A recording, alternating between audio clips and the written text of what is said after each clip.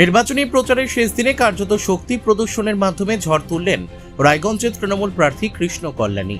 মঙ্গলবার রায়গঞ্জ স্টেডিয়াম প্রাঙ্গণ থেকে শুরু হয় এক বিশাল পথসভা ও বর্ণাঢ্য শোভাযাত্রা, যা শহরের প্রধান প্রধান রাজপথ অতিক্রম করে শিলিগুড়ি মোড় পর্যন্ত গিয়ে পৌঁছায়। শেষ দিনের এই প্রচার ঘিরে সকাল থেকেই উত্তেজনা ও উৎসাহ লক্ষ্য করা যায় তৃণমূল কর্মী সমর্থকদের মধ্যে। এই মিছিলে উপস্থিত ছিলেন জেলার শীর্ষ নেতৃত্ব, ব্লক ও অঞ্চল কমিটির সদস্যরা, পাশাপাশি শহর ও বুথ স্তরের অসংখ্য কর্মী সমর্থক। দলীয় পতাকা, ব্যানার, ফেস্টুন এবং স্লোগানে মুখরিত হয়ে ওঠে গোটা রায়গঞ্জ শহর। ঢাকঢোল, আবির এবং নানা সাংস্কৃতিক উপস্থাপনায় মিছিলটি পরিণত হয় এক উৎসবমুখর জনসমাগমে।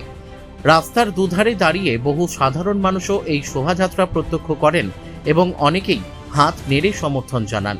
তৃণমূল প্রার্থী কৃষ্ণ কল্যাণী মিছিল চলাকালীন সাধারণ মানুষের সঙ্গে শুভেচ্ছা বিনিময় করেন এবং উন্নয়নের ধারাকে এগিয়ে নিয়ে যাওয়ার বার্তা দেন। তিনি জানান, মানুষের বিপুল সাড়া ও সমর্থনই তার জয়ের প্রতি আত্মবিশ্বাস আরও দৃঢ় করছে। এ প্রসঙ্গে তৃণমূলের মহিলা সভানেত্রী বলেন, মানুষ আমাদের পাশে রয়েছে, এই জনসমাগমই তার প্রমাণ। আমরা জয়ের ব্যাপারে অত্যন্ত আশাবাদী এবং শেষ মুহূর্ত পর্যন্ত এই উৎসাহ বজায় থাকবে। নির্বাচনের আগে শেষ দিনের এই প্রচার ঘিরে রায়গঞ্জে কার্যত রাজনৈতিক আবহ চরমে পৌঁছেছে। আর তৃণমূল শিবিরে জয়ের প্রত্যাশা স্পষ্টভাবে প্রতিফলিত হয়েছে এই বিশাল মিছিলের মধ্য দিয়ে। শেষ দিনের প্রচার কি বলবেন?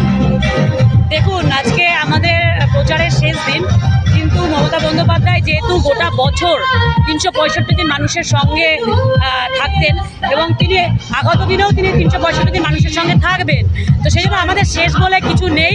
মমতা বন্দ্যোপাধ্যায়ের উন্নয়ন সবার ঘরে ঘরে আছে। হয়তো প্রচার আমাদের আজকে এইভাবে নির্বাচনের ক্ষেত্রে শেষ হলো, কিন্তু মমতা বন্দ্যোপাধ্যায় সবাই হৃদয়ে আছে। তাই শুধু এবার জোড়াফুল ফুটবে, মমতা বন্দ্যোপাধ্যায় চতুর্থবারের জন্য মুখ্যমন্ত্রী হবে, আর আমাদের প্রচার সারা বছর থাকবে। আজকে কাতারে কাতারে মানুষ দেখা যাচ্ছে, কি বলবেন? দেখুন, এখানে বেশিরভাগ দেখতে পাচ্ছেন মহিলারা। আমরা যারা আছি শুধু আমরা লিডাররা নই, দেখেন প্রচুর মহিলারা বেরিয়ে এসছে, কারণ মহিলারা মমতা বন্দ্যোপাধ্যায়কে একটা আবেগ, ভালোবাসা, মমতা বন্দ্যোপাধ্যায় সম্মান দিয়েছে, তাই আমাদের এখন দিন সম্মান ফেরানো। তাই সবাই রাস্তায় নেমে এসছে মমতা বন্দ্যোপাধ্যায়ের জন্য, আমাদের রায়গঞ্জ বিধানসভার বরিষ্ঠ প্রার্থী, জনদরদী নেতা কৃষ্ণ কল্যাণীর জন্য। তাই মহিলারা রাস্তায় দাঁড়িয়ে নেমেছে মহিলাদের ভোটে। এবার উত্তর দিনাজপুর জেলায় 9টা বিধানসভাতেই আমরা শুধুমাত্র ঘাসের উপরে জোড়াফুল চিহ্ন দিয়েছি।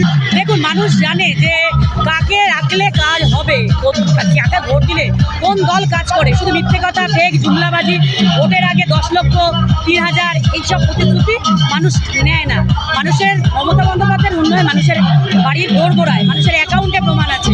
আর বিজেপি শুধুমাত্র মিথ্যে, জুমলাবাজি, ফেক। তাই মানুষ মমতা বন্দ্যোপাধ্যায়কে চায় চতুর্থবারের মুখ্যমন্ত্রী করবে, এটা বলার কোনো অবকাশ রাখে। কতটা আশাবাদী আপনারা? আমরা আশাবাদী, আমি বললামই তো, আমাদের উত্তর দিনাজপুর জেলায় 9টা বিধানসভায় শুধু সবুজ আবির খেলবো আমরা। তো আশাবাদী না, আমরা কনফিডেন্ট যেটা হবেই।